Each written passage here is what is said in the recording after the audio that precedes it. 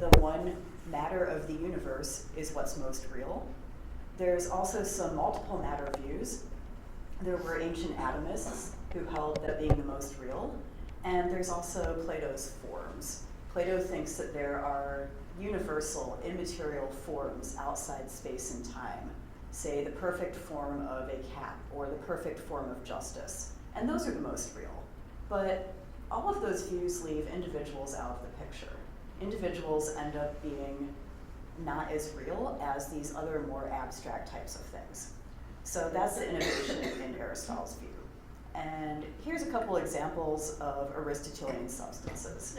That's Riley the dog and Barnaby the cat. So with that in mind, we might wonder how we can explain changes in beings. There's a problem that begins to emerge if we take individual things as the most real. And this is simply the fact that they can change.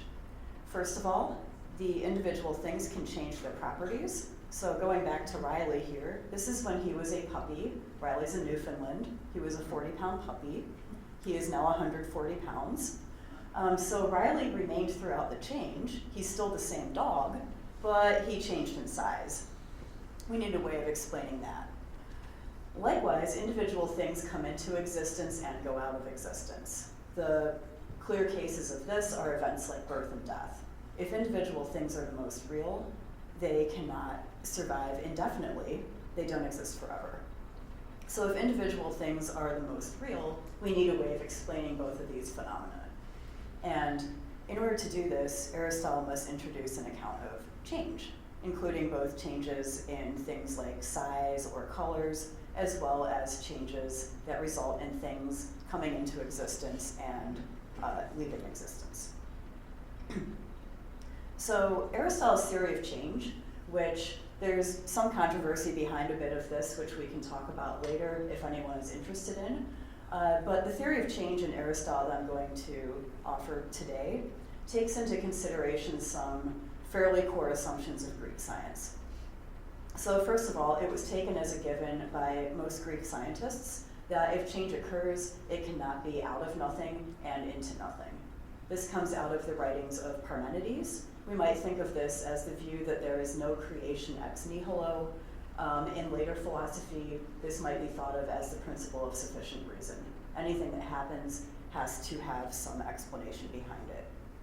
Likewise, Greek scientists took it that changes occur due to properly situated opposites. So this sometimes sounds a bit weird, but the idea is that a property like heat is going to come about out of its opposite property, cold. So it's not going to come about out of a different color. There has to be the right sort of relationship between opposites, where one opposite goes away and then the next one comes in. Aristotle's further claim is that something must underlie the opposites. So in the case of Riley the dog, Riley is the one that loses his small size and gains the larger size. Here's where things start to get interesting. So in order to explain changes in individuals, we can consider that an individual can gain or lose properties without becoming something different. So again, Riley is the same dog, regardless of his size.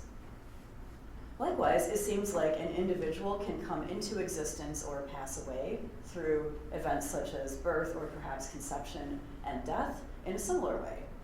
In these cases, we also need something that survives the change. And matter, for Aristotle, is going to be what gains or loses those opposites. On his view, the opposites are form and its lack, which he sometimes calls a privation. So here's just a little bit more background on these concepts of form, privation, and matter as they operate in Aristotle. First of all, the form is what makes a distinctive thing an individual. For individual living things, this is going to be its soul. And perhaps at another time, we could go through Aristotle's theory of the soul. It's somewhat interesting because he thinks that all living things, including plants, possess a soul of some kind. So each of us has an individual soul. Riley has a soul that's different from the human soul, and so forth. In non-living things, and I like to use the case of the bronze statue just because it's easier, this is going to be its shape or its function, or something along those lines. On the other hand, matter is what a thing is made out of. In animals, Aristotle takes it that this is blood and flesh and so forth. In a statue, this is the bronze. And finally, within Aristotle's theory of change, there's also what he calls the privation. This is simply the lack of a form. So for living things, this is something like the lack of a soul. In non-living things, I think it's easier to see how this works. Something like lumpiness, a lack of the statue's shape, is going to be the opposite to the form of the statue. So thinking about matter, form, and privation in this way can allow Aristotle to explain the changes that are needed to accommodate events like birth and death. That is, where substances, again, the individual things that are most real, can come into existence and go out of existence. So when an individual is created, say a statue, or is brought about naturally through an event like birth or perhaps conception, the matter remains, but it gains a form. Likewise, the form does not just come about randomly. There's a lack of the form, which goes away and turns into something positive, which is its opposite. So for example, the bronze stops being lumpy and becomes shaped like a statue. This is like the other kinds of changes in size and so forth, because there is some matter, that is the bronze or the blood, that remains.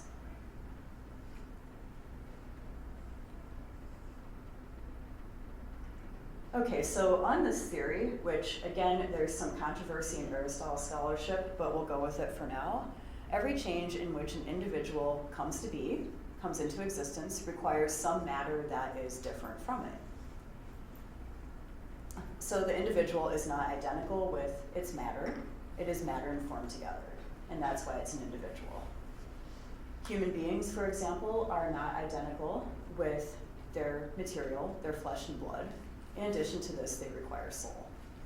So this means that human beings are not their matter or the brain or something like that, but we're also not identical with our soul. We're a combination of both. Likewise, statues are not identical with bronze. They require a certain shape or function.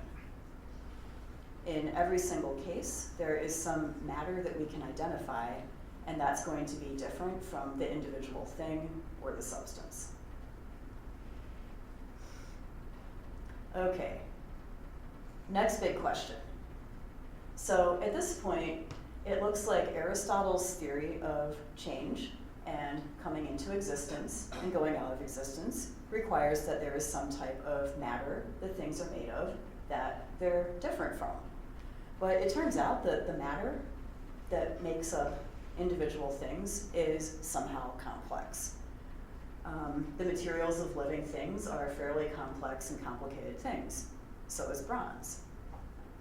We can tell that they are complex on Aristotle's theory because they can be further decomposed. I was going to put a picture of decomposition here, but decided against it. So you can create your own mental image of gross rotting stuff. The idea is that you can tell that other materials also come into existence and go out of existence. We might think of these complex further materials as something like chemical compounds. So again, the same story about change should apply to these further complex materials because of the fact that they too do not exist forever. So here's claim number 2.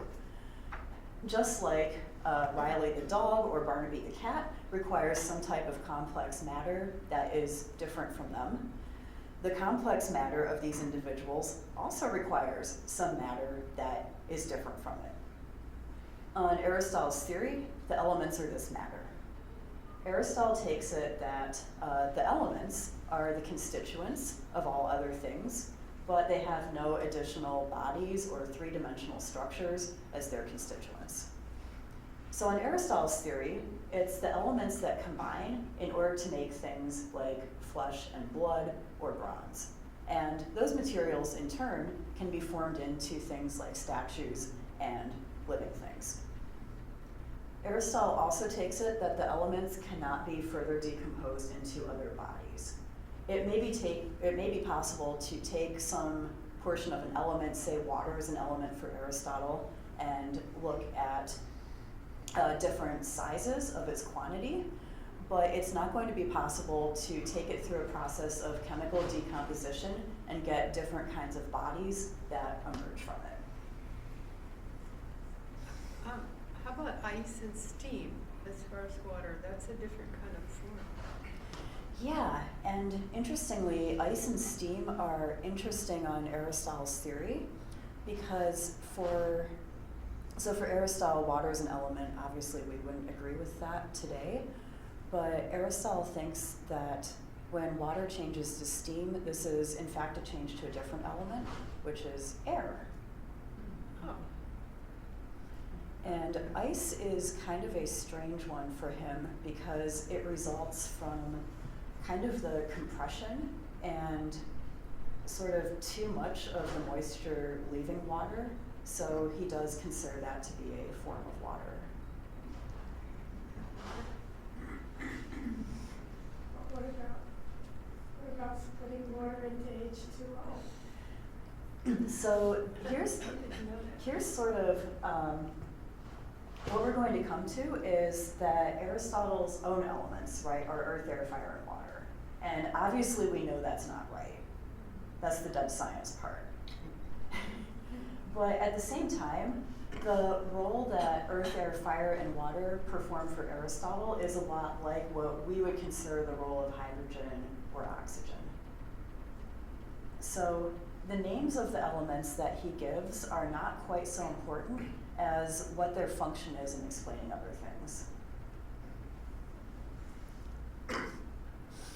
And part of the reason that he chooses earth, air, fire, and water as his own elements as opposed to something else is simply because those were the four elements that most people in that period of time believed in. So they're not original with Aristotle.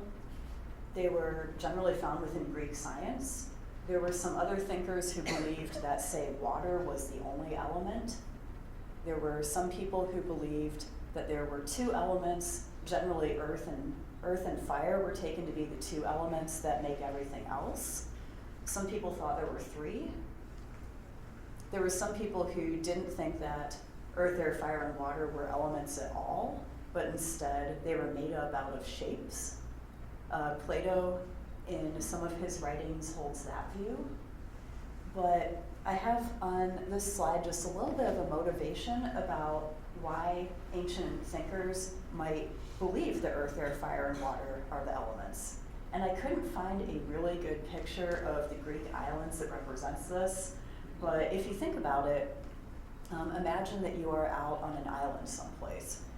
And when you go into the sea, you notice that there's some solid ground beneath you. So that gets us to the idea of earth as something that will sink below everything else. And then out of earth, we see that water rests on the top of it. Water is also something which is necessary for human life. If we don't have water, we don't survive. And so that gets us to the idea that water would be next in order. And water is generally taken to be slightly above earth. On top of that, there's air. Air is necessary to breathe. It's something that surrounds us. And then finally, at the very highest level, we notice that there's something they call fire, which could be interpreted either as the heat of the sun or the stars. If we look at the stars at night, they may appear fiery. They're shooting stars and so forth. And some of the earlier thinkers connected these four elements to further mythology about how the cosmos were created. But at any rate, they had some very good reasons for thinking that these were the four most fundamental kinds of material things. And so as a result, Aristotle adopted them in order to show that earlier thinkers might not quite be right about what the elements actually do.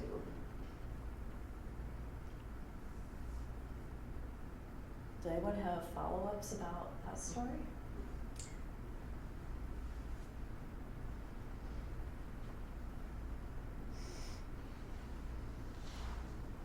are a few quick trivia facts for the day.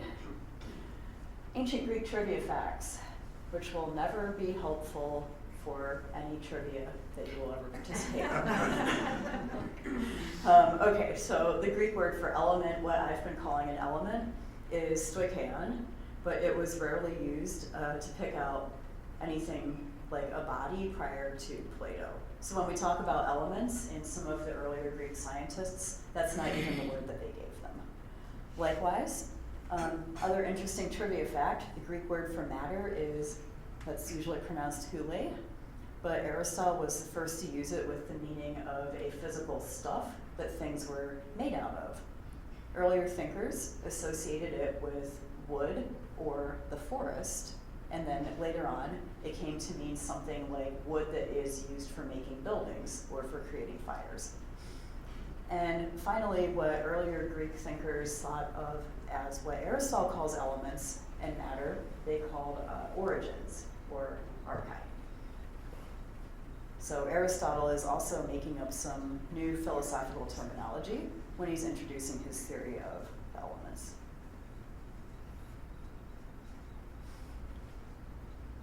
All right, so back to this. There's a general problem for Aristotle's elements, which gets us, in part, to his own innovations in the history of science, as well as some of the larger questions about how we might approach scientific methodology. So Aristotle takes it that the elements, and again, these are his 4, earth, air, fire, and water, are the most basic 3-dimensional things that make up other kinds of beings. And furthermore, they cannot be decomposed into different bodies. So what about these elements? What is their status? It seems like there are 2 ways of explaining them. And there's, in fact, 2 different ways of explaining them in some previous Greek thinkers.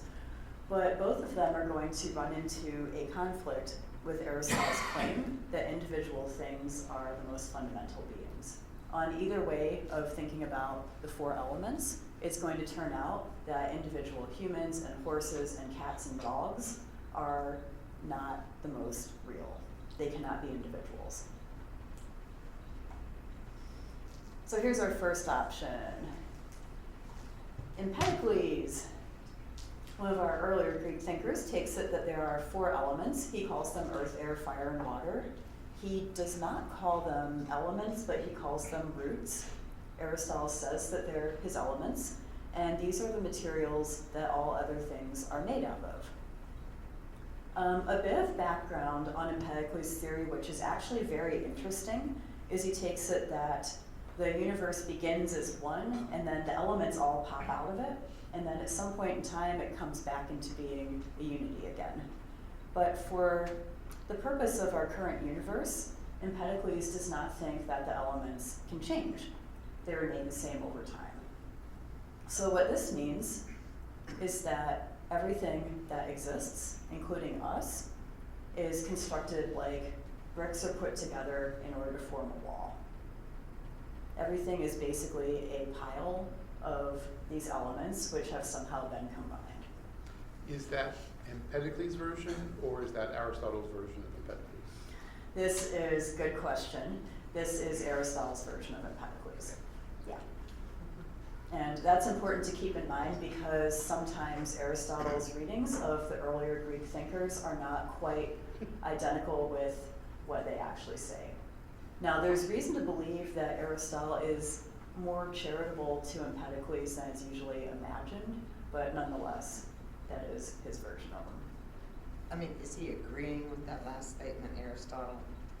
Aristotle is not. Okay. And part of the problem that's going to emerge is that Aristotle thinks that individual things like my dog are the most real.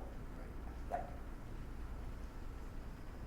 So, another funny picture, the world of Empedocles according to Aristotle. I like to think of it as the Lego view of change. The different colors might represent different elements, and then here is my dog. It is merely constructed out of the Legos, which remain the same over the course of time. So that gets us to the problem for a theory where there's 4 elements and they remain the same. This ultimately is going to mean that there are no individuals that are above and beyond their parts. Individuals are only the reconfigurations of the elements which do not change. And so this conflicts with Aristotle's core assumption, the assumption that was based in common sense, that individuals are the primary things that exist.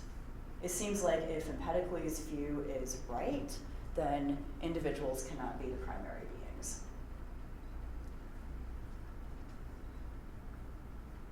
And that was meant to be funny as well. There's clearly a difference between Riley and the Lego dog.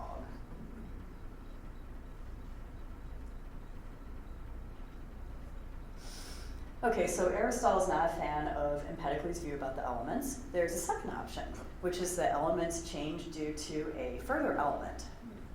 So claim number 2, back quite a while ago, was that the complex matter of individuals requires some matter that is different from it. Perhaps the elements can change, and this should be true of them as well. One way to get out of the problem offered against Empedocles is to say, well, the elements also change, but now it looks like some further matter is going to be needed to make them. So one option that may seem to solve this problem would be the view of Anaximander. And again, this is Aristotle on Anaximander. There are currently no surviving direct fragments of Anaximander, which is a bit of a problem for interpreting him. But nonetheless, his view, as it has been presented to us, is that there is an infinite or boundless apeiron body that is the one simple or elemental body. There are several texts in which Aristotle specifically attributes the view to Anaximander that it is also a body of some kind. So if that's the case, then the body does not change, but the elements do. And this might lead us to conclude that the boundless single body is in fact the single element. So now we've gone away from the view that there's 4 elements, there's kind of 4 elements, but really there's this one further element. So this is not going to work for Aristotle. And the problem, again, is that the matter of a statue becomes something different as a result of its change. There's no analog for this in the case of the one single element.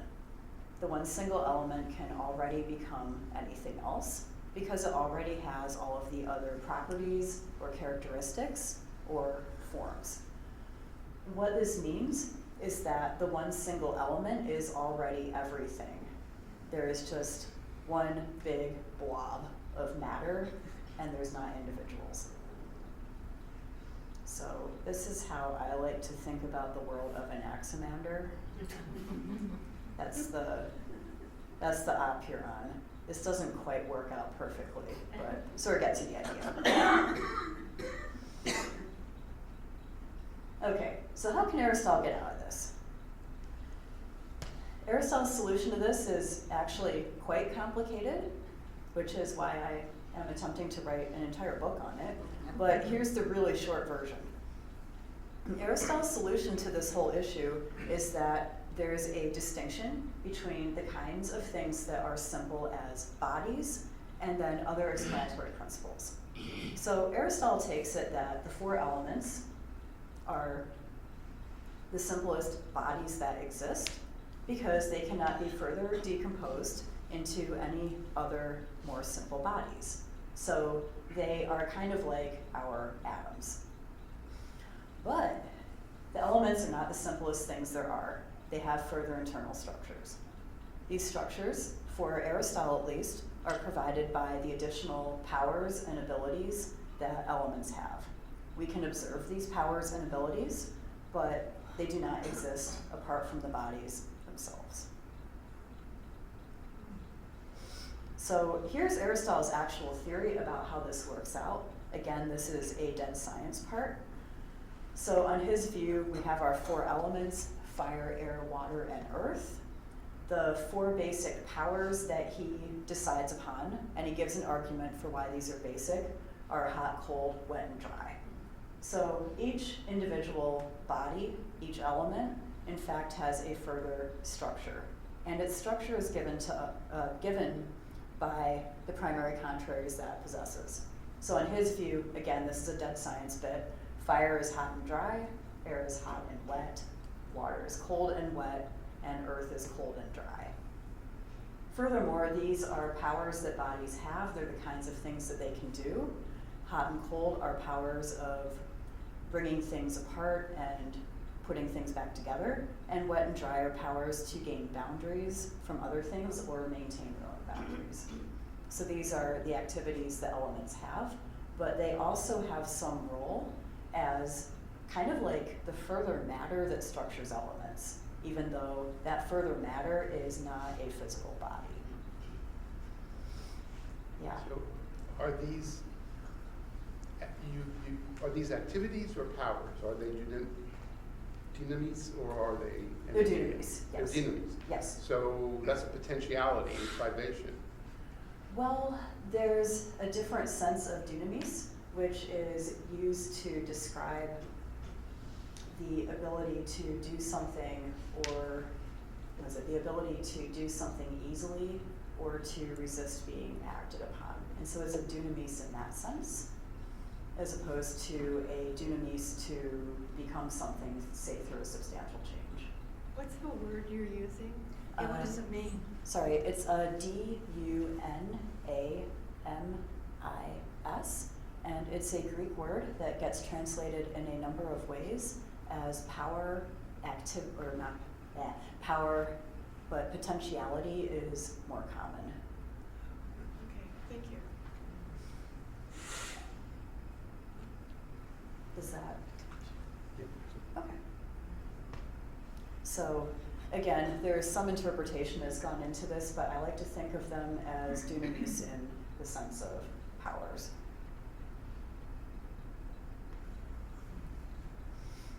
So how does this theory help Aristotle?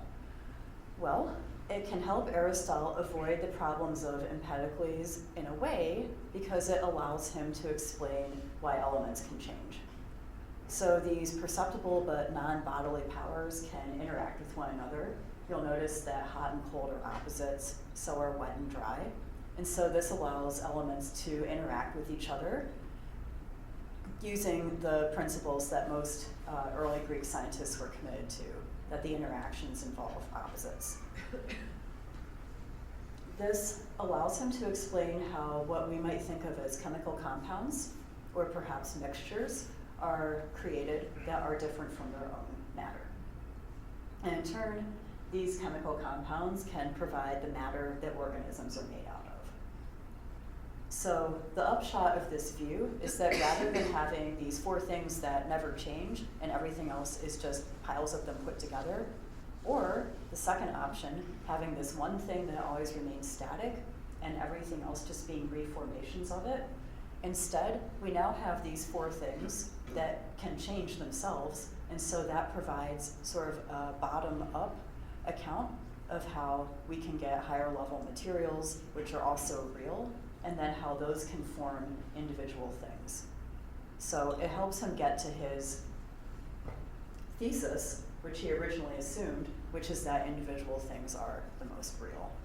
He's reformulated previous views of matter in order to support his own view that individual things have some reality. Is this an ancient innovation? I don't know. This is a good question for us to address, I think. So Aristotle recognizes that his elements, or what we might think of as atoms, must have further parts. He also recognizes that those further parts are a kind of matter, but is not the kind of matter that can exist without the elements. You can't just take hot out of fire and have it float around aimlessly. Instead, it always has to be in a physical structure. This kind of matter, this further power, or whatever it is that elements have, is an ability, and we can perceive it through its interactions with other bodies. So without these basic powers, there wouldn't be elements at all. They're necessary in order to make elements into physical things. But at the same time, if we didn't have those physical things, it wouldn't be possible to get at their powers.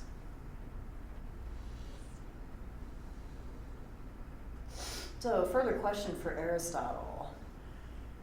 And this is one we can discuss. This goes fairly deep into some issues for Aristotle more generally that have been going on for a couple thousand years. Aristotle thinks that the elements can change and they can come into existence and go out of existence. Some scholars of Aristotle believes that this requires a purely theoretical matter that is potentially everything and actually nothing. And this underlies the elements. Imagine matter that is nothing in itself but is potentially everything. It's an odd theory. We might wonder if this has any parallels in modern science, or if it's just medieval Aristotelian goofiness. It's a technical term. Oh, medieval Aristotelian goofiness. It's a new philosophical term. So what's interesting about Aristotle's view, at least from the perspective of how we might think about things now, is that Aristotle seems to have arrived at something quite like atoms that have an internal structure. And we might almost think of his further powers of bodies as something like subatomic particles. They can't be separated out on their own. Perhaps they could in a laboratory, which Aristotle doesn't have. But at any rate, they're further structures that are not themselves bodies. And interestingly, he did this without any access to modern physics or mathematics. His entire procedure for getting at these elements is grounded on a core philosophical assumption. He started out with a claim that most people would agree with, that you and I are all individuals. We have more reality than just our parts. And then by trying to explain what we are and how we can come about, he arrives at an interesting thesis in the history of science. So a bigger implication of this, I think, is that it might make us wonder how relevant philosophy actually is to exploring scientific phenomena. And this is a debate that continues to happen in the philosophy of science. There's pretty obviously not four elements, but parts of the theory end up being a bit closer than one might expect. So we might wonder whether there's any use in beginning with what is obvious and common sense to us, and then using this to further develop a scientific theory. Or we might wonder if theoretical science, again, dealing with things that are not directly observable, should provide us with reasons for discarding our ordinary beliefs. So that's my big picture question that relates back to early Greek science. Thank you. Oh.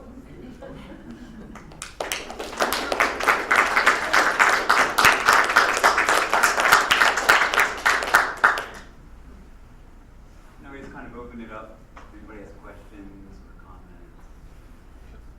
Yeah. What did Aristotle and the Greeks think when they talked about the soul? What did they think that was? Good question. So another fun trivia fact, the Greek word for soul is psyche. You would spell that P-S-U-C-H-E in transliteration. And the original meaning of that term was breath. It's onomatopoetic, psyche. And so when somebody passed away, you could literally hear the psyche leaving them. There were a number of different theories about what exactly the soul was. Aristotle himself gives a fairly good overview of some of those accounts in his first book of the work on the soul. Aristotle himself seems to think that it is something like this individual form that I've been talking about. It's what allows us to be rational and also guides our activities, like being able to perceive and our ability to take in nutrition. And for Aristotle himself, at least in terms of the evidence that we have, as opposed to later interpretations, he doesn't think that survives death. But Plato, in contrast, thought that the soul was an immaterial and immortal thing that essentially human beings are identical with. Some other interesting views that were floating around at the time, one of my favorites, there were apparently some thinkers who believed that the soul was a self-moving number. I'm not sure what that means, but Could you spell Suke again, please? yes, P-S-U-C-H-E.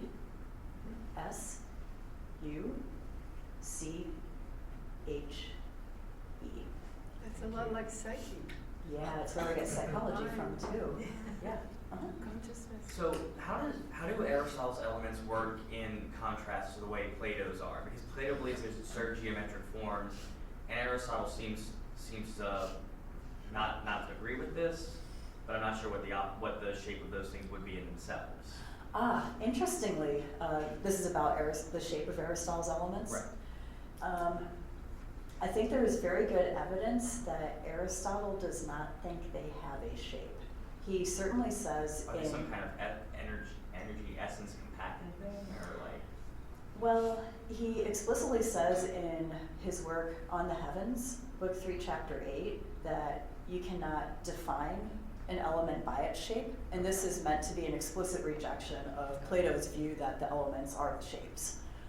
But as far as what the shape of an element is, it seems like in a perfect world where the elements are where they're supposed to be, they would be spherical. And there's some places in which he says Earth is a sphere. As far as their shape in the world that we actually live in, where they're floating around, that's a tough question.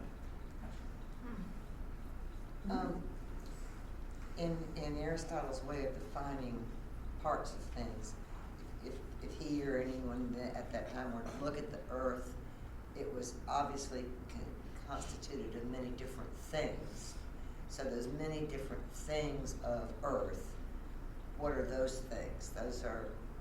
They're not an element, what's below the elemental level.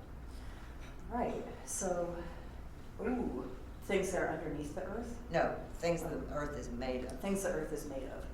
Right, so for Aristotle, and this is, I think, a place where our own views about how chemistry functions are going to be different from Aristotle's. Aristotle takes it that earth just is an element. The further things it could be made out of would be the properties like cold and dry. I meant like, you would obviously see that this earth is made of quartz and this earth is made of something else, you know. I mean, did they see those differences and have an explanation for that? Yeah, so he takes it that things like crystals or metal are going to be compounds that are made up out of earth as well as some of the other elements. So Earth is this really, really basic kind of thing. Yeah, okay. And in fact, most of the cases in which we encounter Earth out in everyday life are going to be these compounds that have Earth as a part. So this is a more general question on Aristotle. I've always heard he wrote dialogues and that they were known as, his words were pure flowing gold, but I haven't found any that exist. Do you know if any fragments happen to exist out there or no? As far as I know, none have been found. It's very sad. But this is why we need to support work in archaeology, because they're likely going to be found in a garbage dump in Egypt.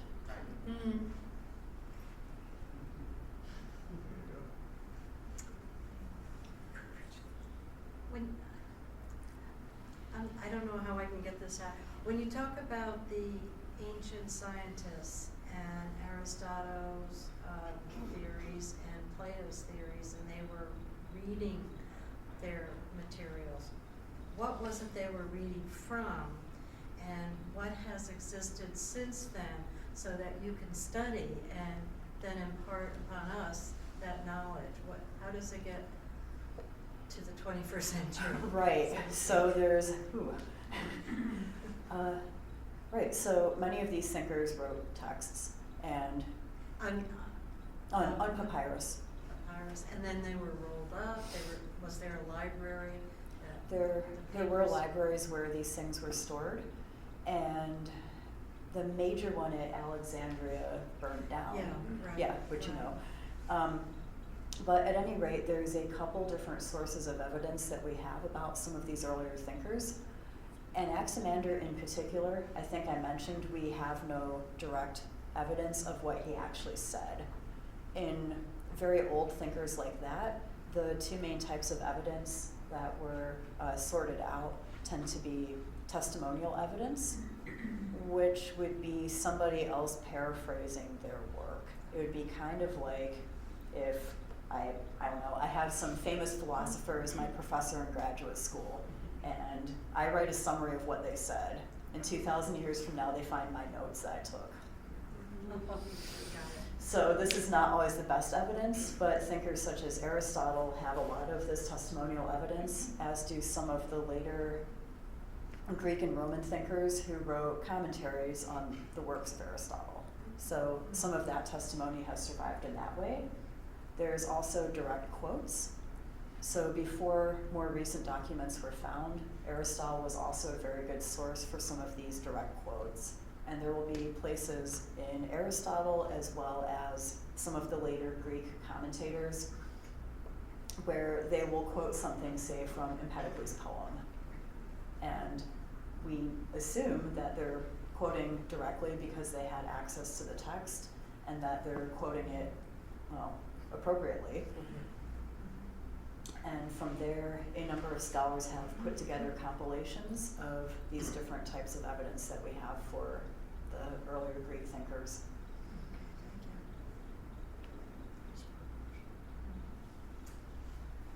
Yeah. So you're saying that essentially Aristotle says the sum is greater than the parts. Bingo. What does that mean? Like, what kind of, are we just talking about physical reality or with an interaction with the soul to give it some kind of deeper meaning of reality? Or what does it mean exactly that it's more real or greater than what? Right. So in a way, the sum is greater than its parts, but there's a limitation to it, right? Because the whole of reality is not going to be greater than all of its parts. Instead, the whole individual human being is greater than its parts, but the whole of reality, that is, say, all of humanity together, is still going to be parsed out into individuals.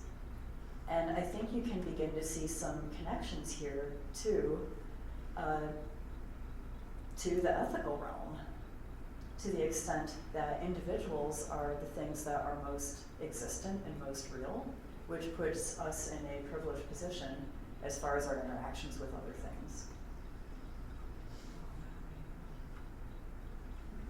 Did a concept of, I'm trying to remember what his concept of time was, direction, movement, because it's all sort of static what we've been talking about. Yeah, so his definition of time, the core one, is that time is the number of movement. It's a way of measuring how motion takes place. And as far as time goes, I take it that time in this particular theory might be a way of differentiating the different individual instances of elements because they're supposed to change into each other. And so this goes back to the question about what their shape is. Their shape isn't something that can give them a boundary, but their changes might be something that can give them boundaries. I don't know if that's helpful at all. Yeah. That's kind of my speculation.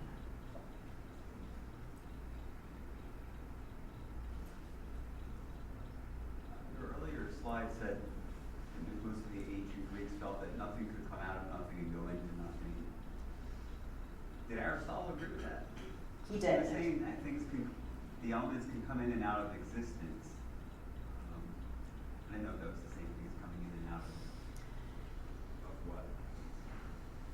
Yeah, so this is where Aristotle's theory gets really pretty interesting because he does agree with basically everybody else into the early Christian thinkers at least that nothing can be brought into existence out of nothing. And so there's a sense in which he's trying to explain why the elements can come into and go out of existence, despite the fact that there's no bodies beyond them. And one way that he tries to do this is by appealing to their further structures. So he thinks that it's sufficient if, say, heat has always been around, that an element could come into and go out of existence because it gains or loses heat, or gains or loses its moisture, or something like that. So the subatomic particles, let's just call them that for Yeah. argument's sake, they are always, they just are. They just are. They're No always question there. of- Yeah. Yep. Where they've come from. They can't change.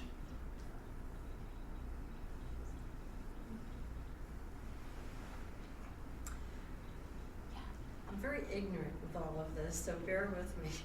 Backing up a little bit, you said that these elements are not what is thought of in our contemporary terms. And you also mentioned something about them not having shape, but fire does have shape and water does have shape. And where along the line did this theory of these not being elements come about? Is it more 20th century or earlier than that? I might be spanning a few things here, but I'm confused. Right. This is a good history of chemistry question. I'm going to open this up to the audience because I'm not exactly sure when people stopped believing in earth, air, fire, and water. I know that there was a lot of skepticism about Aristotle's chemical theory with the start of what's considered to be the early modern period in philosophy during the 17th century, the 1600s, when people started engaging in more experimental science as opposed to just thinking about science and trying to make things happen. But does anybody know when for sure earth, air, fire, and water stopped being a thing? It's still in astrology. It is, What absolutely. did you say? It's in astrology. Astrology. It is Yeah. still, but that's because they took the astrology from the ancient Greeks, Yep. the Indian culture. Yeah, and there's some natural medical practices too. Yeah. It's, in chemical terms, I actually think the 18th century. The 18th century? Yeah. Okay. I think that's the point in time at which elements, oxygen being the first new one, so to speak, would be, and they wouldn't be thought of as elements in this way.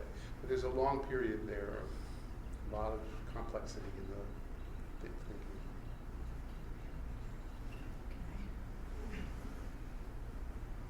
Yeah, Here's another one. So this breath or soul, it's non-elemental. the soul, right? Yeah.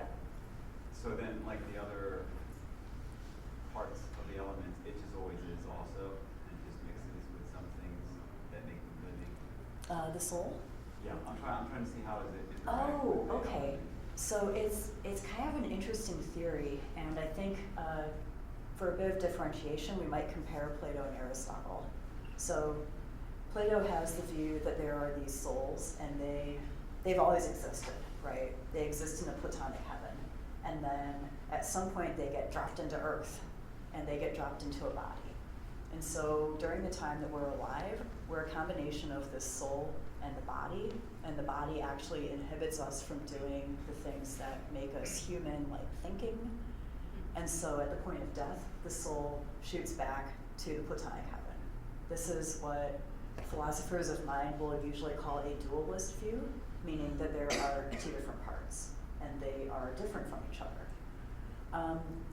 Aristotle's view is really kind of interesting because the soul is not something that can exist without the body.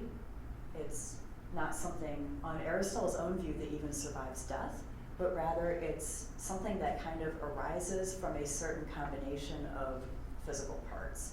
So when physical parts come together in a certain way, the soul arises out of it. But in virtue of the soul arising out of it, those physical parts come to be combined. So the two together are what give you the individual thing, but the two together can never exist apart. as simply parts. I might be drawing long connections here, but I mean, that almost sounds like a disagreement in consciousness right now, where some people feel it's emergent from the brain and others feel that no, there's duality. Well, it seems for Plato that it's really just a body soul. It's not like Descartes' body mind and soul. Right. And there have been some people that have tried to draw parallels between Aristotle's view of the soul and what might be thought of an emergentist view in the philosophy of mind, where the mind is something that is different from, but arises from, a certain combination of matter. What is a dead body to Aristotle if the soul is gone and they can't exist apart? Yeah, so the dead body, even if it looks identical to the living body, he thinks that it's a body, a human body in name alone, let's say. In short, what is going to happen when the soul leaves is that it kind of goes down a level and it becomes something like a bunch of chemical compounds that are put together. And over the course of time, this is where I didn't want to have the gross pictures, it will Okay. decompose and come back to the Okay. elements. Okay.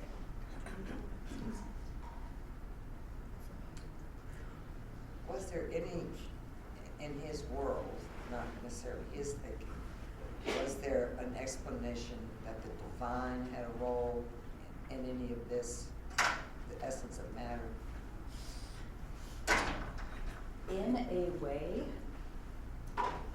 most of the Greek thinkers did think that there was a divine that had a role in organizing things. In Aristotle's own view, he takes it that there is a first mover, or what he calls the unmoved mover, and it's unclear whether this thing is divine or not. Sometimes he calls it God, sometimes he doesn't. But at any rate, it's responsible for being the source of all of the motion that comes into the world. Ah, So his idea is that you have this first mover, nothing moves in it. It moves the heavenly bodies.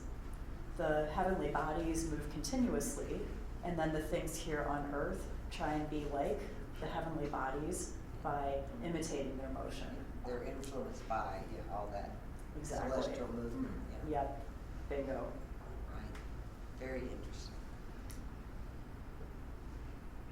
So you said time was a way of measuring movement, that to Aristotle. Yeah. And so if there's a first mover who cannot be moved, what is that's relationship to time? On Aristotle's view, much like many of the earlier Greek thinkers, he believes that the universe has always existed. There's no point in time at which it comes into being. So in terms of that, it appears that its motions are going to be within time. To the extent, well, as the cause of motion, it will be causing motions that themselves are within time. Whether it's in time itself or not, but it's, I mean, I'm just speculating now, but you might think of it as creating time to the extent that it creates motion.